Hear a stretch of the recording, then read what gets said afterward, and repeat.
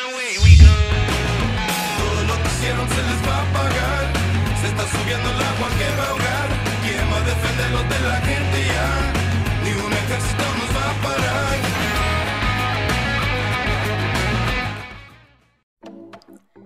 Hace más o menos 2 meses hice un video titulado 9 videojuegos que todos aman menos yo, y tras el buen recibimiento que obtuvo, decidí que era tiempo de darle una secuela. De esta forma, abarcaremos el lado contrario a su predecesor. Todos tenemos juegos que amamos, al igual que existen ciertos juegos que aborrecemos y no podemos ver ni en pintura. Pero ¿qué pasa cuando la mentalidad colectiva del mundo gamer condena un videojuego y de la nada surgen personas que dicen sin preocupación alguna: a mí me gustó dicho juego? Ahí es donde comienzan las complicaciones entre jugadores y enemistades llegan a ocurrir. Pero bueno, sin más preámbulo, estos son 9 videojuegos que todos odian, menos yo. Número 9. Si bien la Super Nintendo fue una de las consolas revolucionarias en su tiempo y que nos trajeron una amplia variedad de juegos, de los cuales muchos tenemos recuerdos nostálgicos bastante bellos, también nos encontramos con ciertas cosas que no gustaron de todo al público. La Super Nintendo, sin lugar a duda, fue una de esas consolas que trajeron el cambio enorme a la era de los 16 y de los 8 bits. Y con esto se vino una amplia gama musical que fue la que nos comenzó a volver a fanáticos de la música de videojuegos y nos trajo grandes leyendas como juegos como Legend of Zelda, Link to the Past, entre muchos otros. Pero, sin lugar a dudas, si alguna vez tuvieron esta consola, posiblemente tuvieron la oportunidad de haber jugado un juego de las Tortugas Ninja. De este caso, Turtles in Time es el juego favorito de todos, pero mucha gente no recuerda uno que posiblemente ha sido odiado por bastantes, desde fanáticos de las Tortugas Ninja incluso a los fanáticos de los juegos de peleas. Dicho esto, este lugar lo ocupa Tortugas Ninja Tournament Fighters, un juego de peleas basado en la enorme franquicia de las Tortugas Ninja, que al explorar el vasto mundo de los juegos de peleas, encontró sentimientos encontrados entre algunos fans. Tuvieron diferencias unos entre otros y finalmente el juego fue considerado como una peste que no debió haber existido. ¿Por qué? Las razones aparentemente fueron simples. Una de ellas fue el simple hecho de que muchos consideran que el juego se siente como un plagio de Street Fighter 2 combinada con algunos de otros juegos que salieron de peleas durante la época del Super Nintendo, las cuales fueron bastante vastos. Y esto fue lo que le perjudicó bastante. El juego era tan simple que realmente se sentía uno más del montón.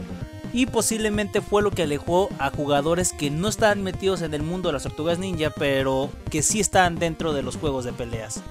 Personalmente, la razón por la que a mí me sigue gustando bastante este juego, a pesar de que todo mundo lo considere malo, es el hecho de que salió durante un tiempo en el que ya estábamos llenos de juegos de las Tortugas Ninja, en el cual siempre nos encontrábamos haciendo una historia.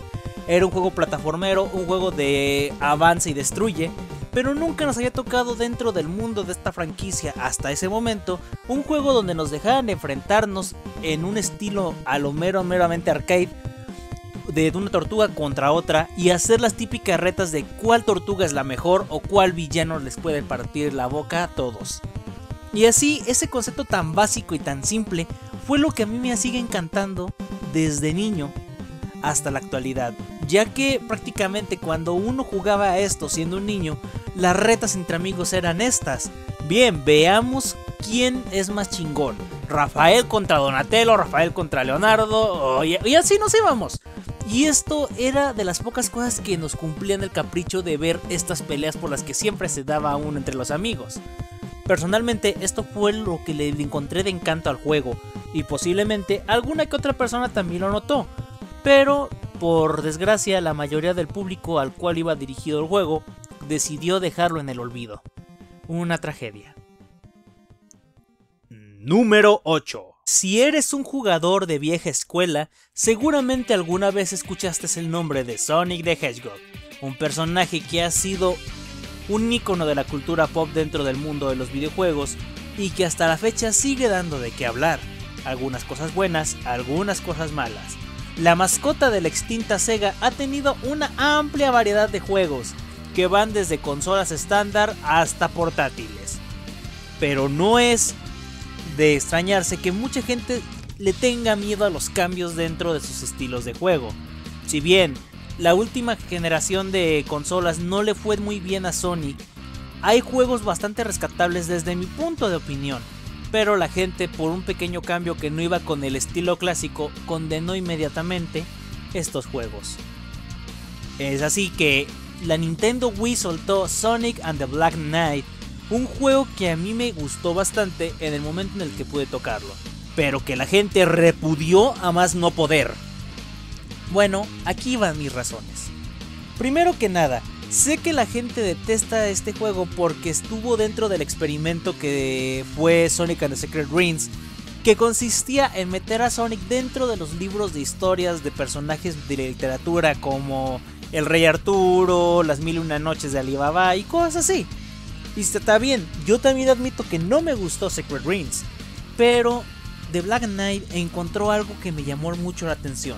No sé qué opinen ustedes, pero personalmente hay muchas cosas a favor en este juego para mí.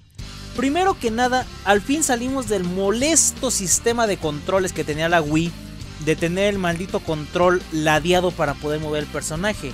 Ahora podíamos movernos libremente hasta cierto punto, usando el control tanto para moverse con la palanca, mientras que el otro era para mover la espada.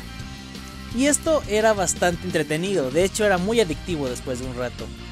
Está bien, comprendo que mucha gente estaba molesta porque los niveles no duraban mucho y que era muy lineal, pero si nos ponemos a pensar, los primeros Sonic eran lineales.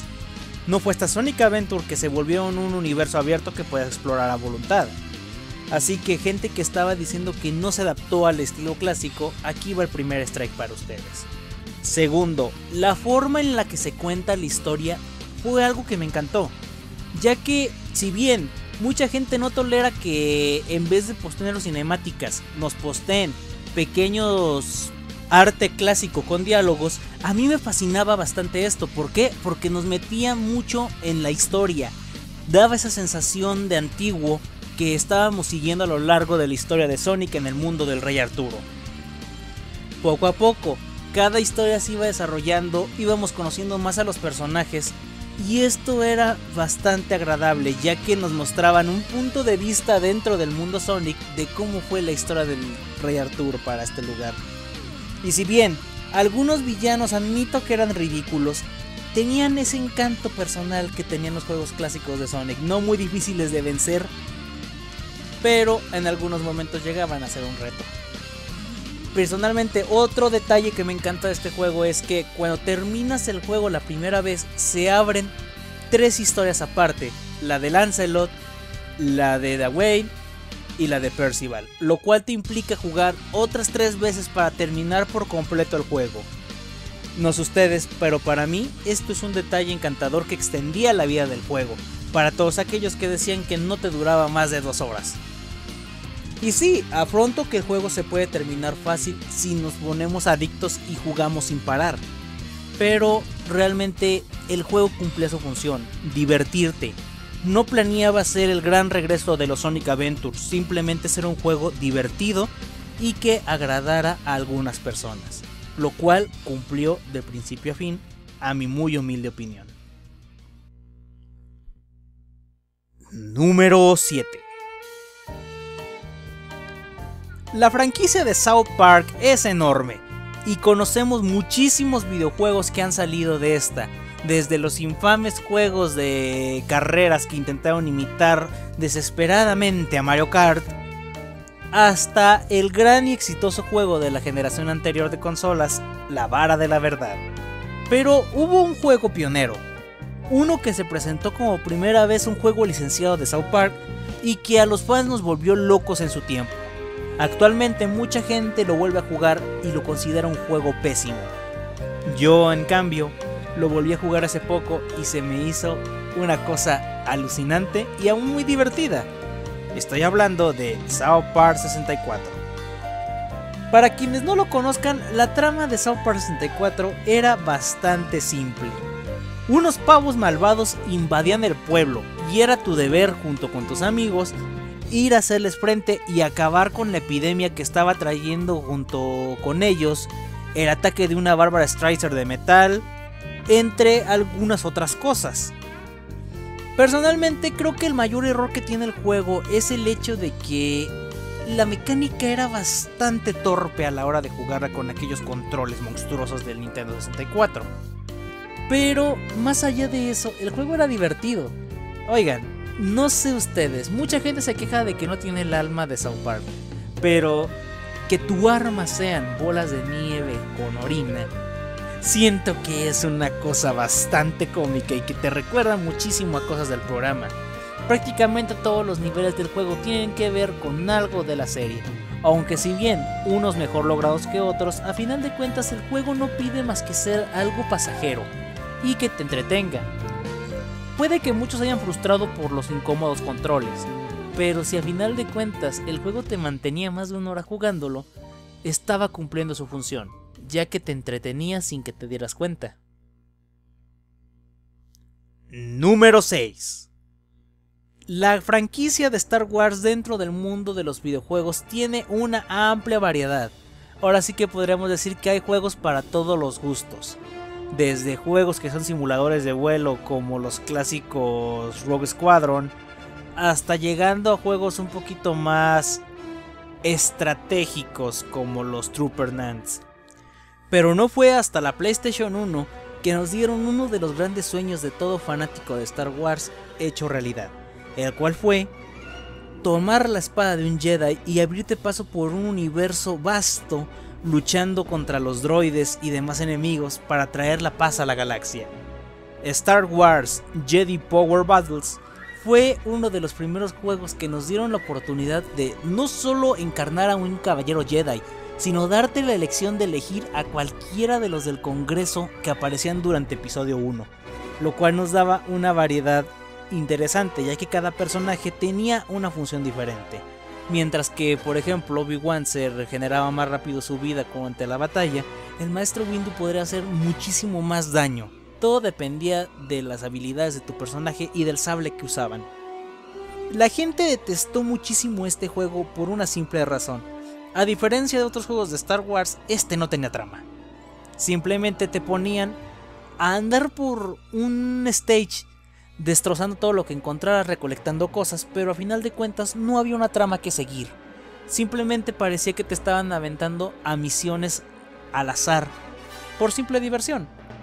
Los fanáticos de Star Wars, que a los que iba dirigido este juego, obviamente no les gustó esto, ya que querían llevar algo que pudieran seguir mientras jugaban. Personalmente yo soy un Warsy de corazón, y si bien hubiera podido funcionar muchísimas cosas más en este juego si le hubieran dado su tiempo, debo admitir que Jedi Power Battles no estaba mal. De hecho, yo lo interpreté de una forma interesante. Si bien nosotros sabemos que el Congreso Jedi siempre termina enviando a caballeros Jedi a donde se necesitan, ¿por qué no tomar este juego como misiones a las cuales nunca pudimos ver en pantalla, pero se enviaron a varios caballeros Jedi? El sistema de controles era bastante simple y era divertido de jugar. La dificultad era entre normal y elevada dependiendo de las misiones, y sobre todo dependiendo del personaje que elegías para llevarlo durante todo el juego. Simplemente era un experimento que mucha gente no aprobó, pero que yo disfruté ampliamente y que si hoy en día pudiera volver a jugar, créanme que seguiría disfrutándolo como hace tantos años. Número 5. De nueva cuenta, el erizo azul de Sega aparece en este conteo, pero no pertenece ahora a algún juego de Wii o de 10, sino que esta vez nos vamos a Sonic Unleashed de 360 y PlayStation 2. Un juego que mucha gente detestó por la increíble y estúpida razón de que decían que rompía muy gacho el juego el convertirte en Warrior durante las noches, y que no tenía chiste que Sonic fuera un personaje pesado si él siempre fue un monstruo de la velocidad. Bien, primero que nada entendamos lo siguiente. Sega intentó actualizar su personaje muchas veces, porque obviamente si nos dan lo mismo una y otra vez, tarde o temprano nos vamos a terminar hartando del mismo sistema y pediremos a gritos un cambio. Y esto quedó bastante claro cuando hicieron los remakes de Sonic the Hedgehog episodio 1 y episodio 2, los cuales se encontraron como sistemas descargables dentro de la 360 y la PlayStation 3, los cuales tuvieron pésimas ventas debido a que simplemente fue remodelar con un estilo 3D lo que pudo haber sido un manojo de varios escenarios de los juegos clásicos de Sonic. Sonic Unleashed inventó algo original. Si bien puede que mucha gente no le guste la trama que tiene, fue interesante ver que esta vez no nos metíamos con algo meramente estúpido como fue Sonic the Hedgehog del 2006, pero también no meternos con algo tan simple como el simple Eggman lo hizo de los demás juegos. En esta ocasión nos encontrábamos con una carrera contra el tiempo para dormir nuevamente a lo que era la parte maligna de Gaia. A lo largo del juego nos encontrábamos con el inconveniente de que ya no teníamos a las Esmeraldas Caos para ayudarnos. ¿Por qué? Se había sido absorbido su energía para despertar a Dargaia y de cierto paso para darnos un pequeño inconveniente que nos ocurriría por las noches. Esto para mí fue interesante, ¿por qué? Exploramos una nueva faceta de Sonic con el estilo rudo del Sonic Wherever. Incluso podíamos tomar esta evolución nocturna de Sonic como un inconveniente que nos pone la misma trama. Sonic siempre se le ha conocido por ser un ser de velocidad, pero ¿qué pasa si no puede usar su propia velocidad y tiene que ajustarse él mismo a la situación para poder llegar al final del meollo y salvar el día nuevamente? Esto fue un artefacto interesante que se utilizó durante el juego y debo admitirlo, hay escenarios del mundo donde se juegan con el Sonic nocturno del Wherever que me gustaron bastante. Y si bien después de haber controlado la bestia indetenible que era Sonic durante los escenarios de día, jugar de noche te daba un aire fresco porque te hacía sentir que no era simplemente lo mismo. Puede que algunas misiones del Sonic Wherever fueran repetidísimas, pero al menos te entretenían. Y a final de cuentas, el juego fue mucho mejor de lo que esperaba después del enorme fiasco que fue el juego del 2006. Y por esa razón está en el puesto número 5. Número 4. La Xbox, cuando recién salió, tuvo una amplia variedad de juegos, desde los memorables Halo y los infames Serious Sam, hasta llegando por pequeñas joyas desconocidas que mucha gente repudió porque no se acostumbraron al sistema de juegos. De parte de la compañía Sega nuevamente, llegó un juego que se dedicó a usar el hitazo que tuvo la película 300 para mostrarnos un mundo donde los dioses, las bestias mitológicas y los guerreros espartanos luchaban por la superioridad. Spartan Total Warrior fue uno de esos juegos que fue ampliamente olvidado por la mayoría de gamers que tuvieron la oportunidad de jugarlo. El momento en el que salió fue uno de los más lamentables. Primero que nada, apareció en un tiempo en el cual la consola estaba a punto de llegar a su fin y la gente estaba más interesada en ver las consolas de nueva generación que serían el PlayStation 3 y la Xbox 360. El juego se sentía muy simplón a comparación de las últimas producciones que pudieron sacar los programadores de la Xbox, y por eso mismo tal vez fue que pasó tan sin pena ni gloria. Spartan Total Warrior nos cuenta la historia del imperio espartano que trata de sobrevivir ante las incesantes ataques que tiene el imperio romano para conquistarlo todo, en el cual se dan cuenta de que muchos de estos romanos han estado haciendo una serie de captura de bestias mitológicas para acabar con los espartanos, que son el último lugar que se está resistiendo a la conquista. Así tomamos el lugar del rey de Esparta para llegar a un mundo en el cual tenemos que eliminar a tanto ser mitológico, que entre los cuales puede ir la Hidra y la Melusa, y acabar con el terror del imperio romano y sus deseos por expandirse por todo el mundo. La idea era bastante simple y por lo tanto fácil de jugar. El juego tenía mecánicas interesantes y unos controles bastante cómodos, pero repito, el problema que tuvo fue que salió durante las últimas etapas de vida de la Xbox original, y esto le quitó un poco de gloria. Es lamentable que un juego que fue exclusiva para la consola no tuviera tanto éxito, ya que realmente era muy entretenido y tenía una duración extensa, ya que no tenía una dificultad nada sencilla. Pero bueno, tuvo su oportunidad y lamentablemente el público eligió. Número 3. Ya he mencionado 2 juegos de Sonic the Hedgehog dentro de este top. Y lamentablemente, otro juego del mismo universo de Sonic está a punto de tomar el tercer lugar. Mucha gente lo odió por muchísimas razones, y muchas de ellas fueron estúpidas. Shadow the Hedgehog de la Xbox, PlayStation 2 y GameCube fue uno de esos juegos terriblemente incomprendidos que pasó sin pena ni gloria y fue condenado por los gamers a ser considerado uno de los peores juegos de esa generación de consolas. Pero yo sigo sin entender las quejas. Mucha gente decía, ay, los controles no me gustan, cuando los controles eran mucho más simples incluso que Sonic Heroes. Ay, que la historia no me gusta cómo termina. Había 5 finales para que tú eligieras qué camino tomabas y cómo terminaba la historia. Ay, que no sé qué, que esto, que por qué el Shadow tiene armas. No se supone que esto es un juego familiar. Tomen en cuenta que nos estamos basando en Shadow, no en Sonic. Por lo cual tenía que tener cosas muy diferentes a lo anterior. Y afrontémoslo. A Shadow siempre se le había dado esa idea de las armas, porque era un personaje más oscuro y un poco más violento que el mismo Sonic. La implementación de vehículos puede que no sea del todo agradable para algunos, pero oigan, era épico ver a Shadow montado en su maldita motocicleta Harley mientras disparaba a los extraterrestres. Nadie me lo va a negar. La historia era bastante simple, pero estaba la gran sorpresa de que uno podía elegir el final. Dependiendo de cómo jugáramos nuestras acciones y lo que recolectáramos, se nos abría paso a un nuevo final, del cual teníamos 5 oportunidades para sacar alguno diferente. Por lo cual el juego se volvía mucho más entretenido, ya que te implicaba jugarlo una y otra vez para sacar todos los finales, y alargaba así muchísimo su duración de vida durante su trama. Personalmente yo sigo considerando Shadow the Hedgehog uno de los juegos que más me han gustado dentro del mundo de Sonic en 3D. Incluso me gusta mucho más que el Sonic Adventure 2, y eso ya es decir mucho. ¿Por qué? Simple, tengo 3 motivos.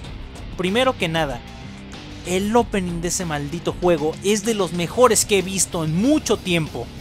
No había precio escuchar esa canción de Crush 40 mientras veíamos a un Shadow renegado cargando una metralleta y subiéndose a su Harley para hacer caos en la ciudad, mientras el ejército y los extraterrestres luchaban, y veíamos a un Sonic derrotado al final de este para darnos paso a los créditos de inicio del juego.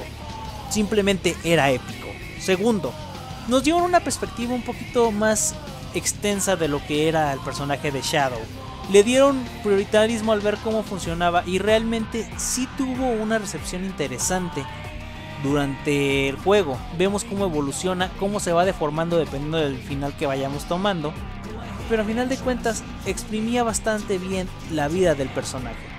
Y finalmente nos dieron mecánicas que nunca podríamos ver funcionales dentro de un Sonic. Por ejemplo, el hecho de los autos y motocicletas como medio de transporte estaban hasta cierto punto bien adaptados. ¿Por qué?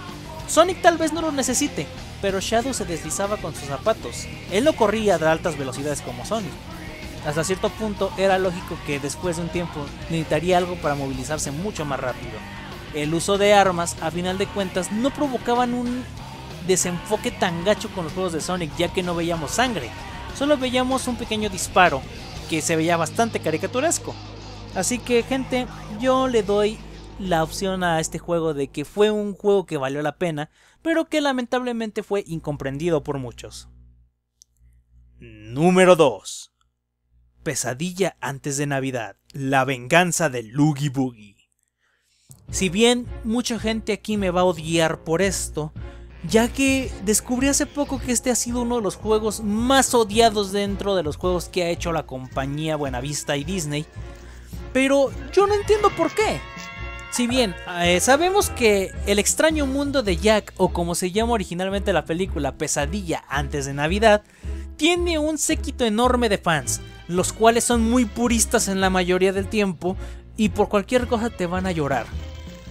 Cuando salió este juego, yo lo jugué con emoción porque admito que me encantaba la película, y lo que me dieron fue algo bastante entretenido.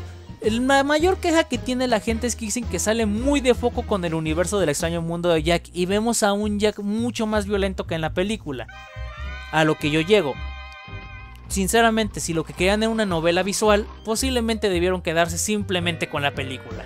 El juego nos lleva no durante los tiempos que transcurre la cinta, sino un tiempo después, con el Oogie Boogie volviendo para vengarse de Jack y de todos sus amigos por lo que ocurrió la Navidad pasada. Hasta cierto punto era algo factible para ocurrir en el juego.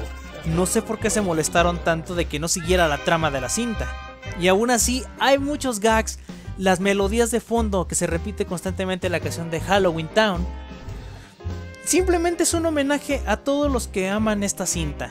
Pero por desgracia la gente tomó muy en serio este juego y no les gustó para nada que convirtieran a Jack en un héroe de acción. Así que quedó olvidado como un juego pésimo. Yo creo que hay gente que aún en la actualidad le sigue gustando este juego, pero les da miedo admitirlo porque la gente a la que normalmente se ha de sentir experta lo consideró como un bodrio en su tiempo. Lamentable. Número 1. Lo que ronda por el puesto número 1 posiblemente todos lo hemos jugado. Y afrontémoslo, durante el tiempo en el que salió, todos lo amamos. Considerado hasta cierto punto como un juego de culto por lo pésimo que era, todo dueño de una PlayStation 1 debió tenerlo en su tiempo. Es así como Pepsi Man. Fue un juego que vino a traer una gran controversia, trajo una gran séquita de fans a un juego que realmente no tenía sentido alguno, pero que todos lo amamos por lo divertido que era jugarlo. Actualmente mucha gente vuelve a jugar este juego y dice no manches, es horrible, y muchos retractores han dicho que es un pésimo juego.